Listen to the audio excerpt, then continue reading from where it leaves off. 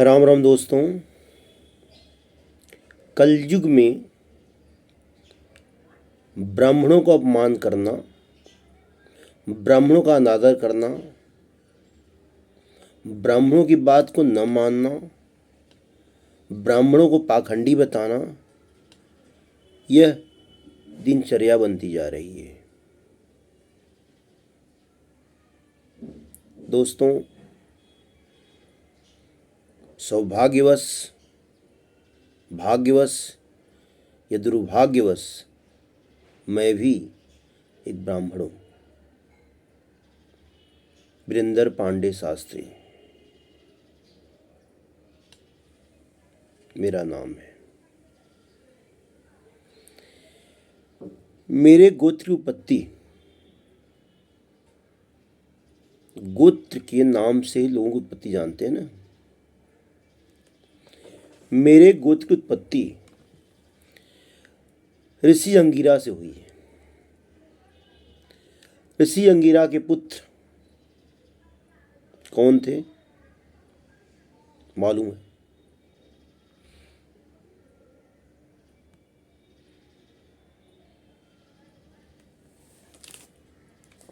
देवगुरु बृहस्पति थे। बृहस्पति के पुत्र कौन थे मालूम है? भारद्वाज थे। भारद्वाज के पुत्र कौन मालूम है? द्रोणाचार्य थे। और आगामी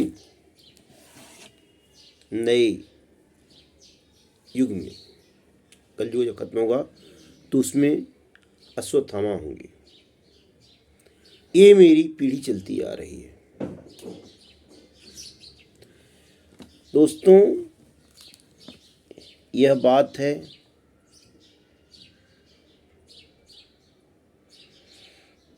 98 से 2000 के बीच की बात है। लगभग 2-3 साल की बात है।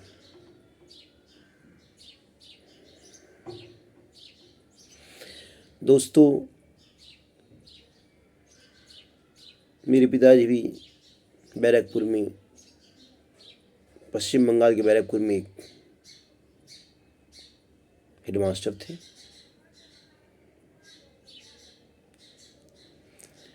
और हम भी गांव से गए थे। पहले कमज़ोर थे, बाद में धीरे प्रयत्न किए, तीस तराक बने। सभी दोस्त मेरे पास हो जा रहे थे, मैं पास नहीं हो पा रहा था। और बचपन से मैं संकट मोचन हनुमान जी का भक्त रहा हूँ। उनकी कृपा मेरे ऊपर हमेशा रही है, आशीर्वाद रहा है। जब मुझे नौकरी नहीं मिली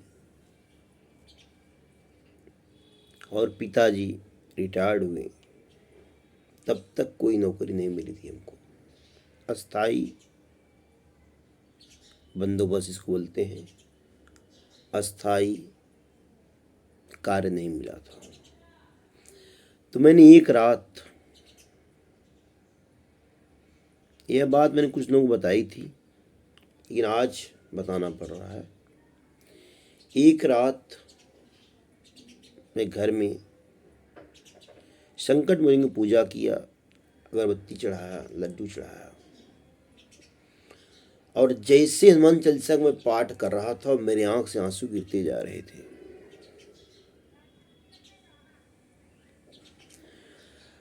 और गिरने के बाद मैं उठा और खाना भी नहीं खाया,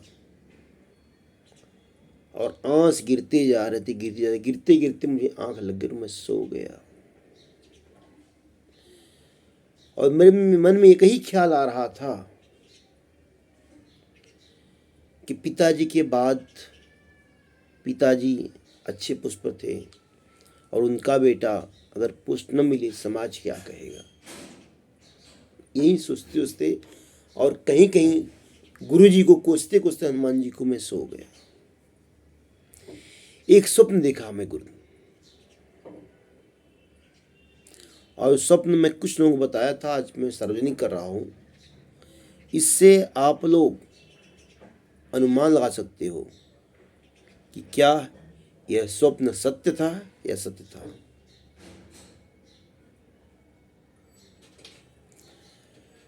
मैंने देखा बंदर आया, रामनामी ओढ़े हुए बैठा हुआ था पीपल के पेड़ के नीचे।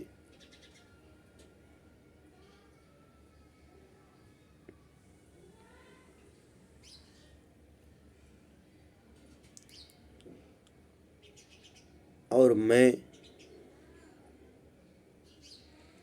रो रहा था उसे देखकर।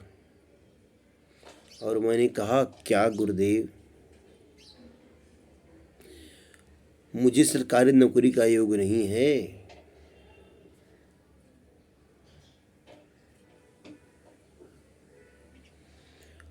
ब्राह्मण होना कलयुग में संसार में गुनाह है क्या?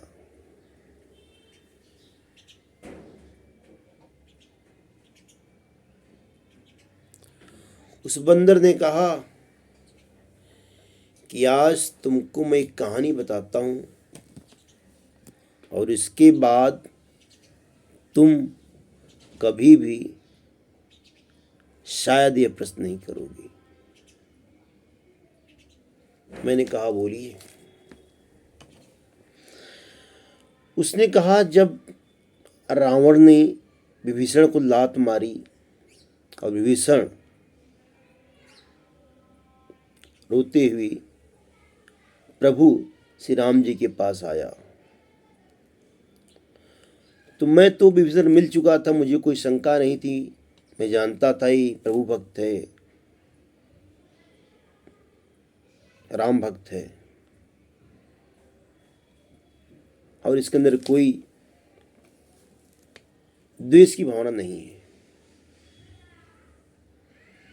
और प्रभु भी जानते थे।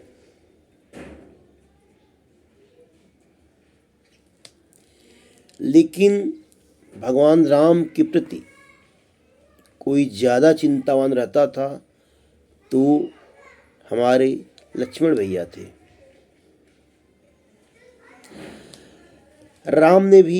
प्रभु राम ने भी स्वीकार कर लिया, मेरी शरण में आया है, और मैं जानता ही था।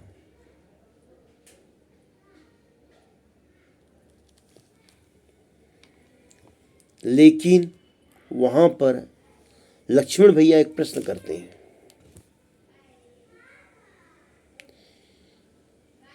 कि हे लंकेश अनुज,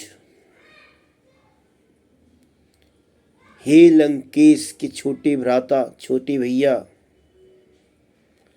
आप तो आए भैया के पास। भैया मान लिए, हनुमान जी भी आपसे सहमत हैं, लेकिन मुझे अभी तक संशय है, संदेह है, शंका है। हो सकता है कि आप रावण के छोटे भाई हैं, छोटे भैया हैं। हो सकता है आपको रावण ने भेजा हो गुप्तचर बनाकर। हो सकता है आपके द्वारा रावण कोई चाल चल रहा है। हो सकता है कि रावण की मनसा हो। हम कैसे विश्वास करें कि आप मेरे भाई की तरफ हो?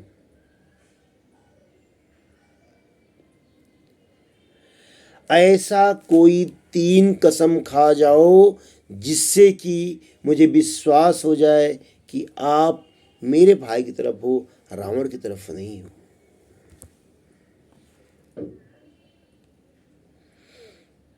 विभीषण जी कहते हैं, निसंदेह लक्ष्मण भाई भैया, आपका कहना कहीं न कहीं उचित है, आपका प्रश्न कहीं उचित है, आपका संशय कहीं उचित है, आपकी शंका कहीं न कहीं उचित है। इसलिए भैया मैं आपके लिए 3 कसम खाता हूँ। पहला खाए, हे लक्ष्मण भैया, मैं निस्वार्थ भाव से, प्रेम भाव से मैं आपकी भाई की तरफ हूँ, रावण की तरफ नहीं हूँ। अगर मैं झूठ बोलूँ, अगर मैं झूठ बोलता हूँ तो हे ब्रह्मदेव, हे परमपिता परमेश्वर, आप मुझे अगले जन्म में बिन ब्याही औरत के गर्भ से जन्म देना, यानी कि बिन ब्याही औरत का मैं बच्चा बनूं, जन्म लूं उसके गर्भ से। पहला कसम ये खाए। दूसरा कसम खाएं, हे भैया हे लक्ष्मण भैया, मैं निस्वार्थ भाव से आपके भाई के साथ हूँ। अगर मैं झूठ बोलूँ तो हे भगवान, आप मुझे अगले जन्म में 100 पुत्रों का बाप बनाना, 100 पुत्रों का बाप बनाना। दूसरा कसम।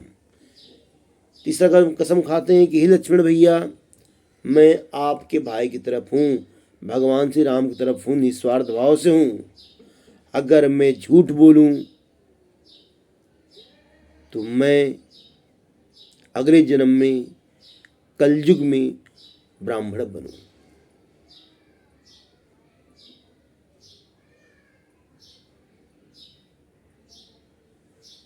यह कहते कहते बंदर चुप हो गया और मेरी पता नहीं क्यों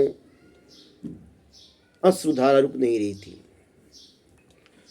और रोते रोते तो मेरी आंख खुल गई। उसके बाद आज तक मैंने कभी भी नौकरी के लिए प्रश्न नहीं की। आज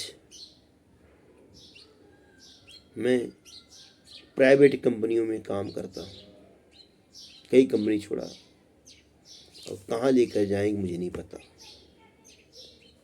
कर रहा हूँ।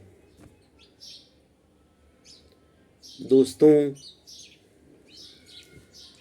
इस बात को आप समझना, इस पर मंथन करना, क्योंकि मैंने तो किया इस बात को कि आजकल युग में हर व्यक्ति ब्राह्मण को गाली दे रहा है, हर व्यक्ति ब्राह्मण को पाखंडी बता रहा है, हर व्यक्ति ब्राह्मण को दान नहीं देना चाहता है। और द्वापर में 2 कसम का तो दिखाया उन्होंने, 100 पुत्रों का बाप होना, वंश ही नष्ट हो जाना, और बिन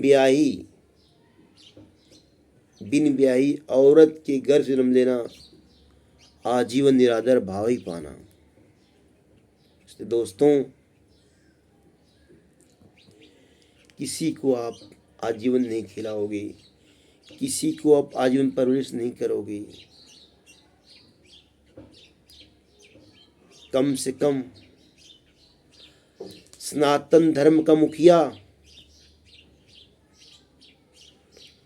जो रातों रात यज्ञ हवन करता रहा, मुगलों शासन काल में स्वीकार नहीं किया और अपने बच्चों को पढ़ाता गया, बच्चों को बताता गया कर्मकांड, और आज बचा हुआ है।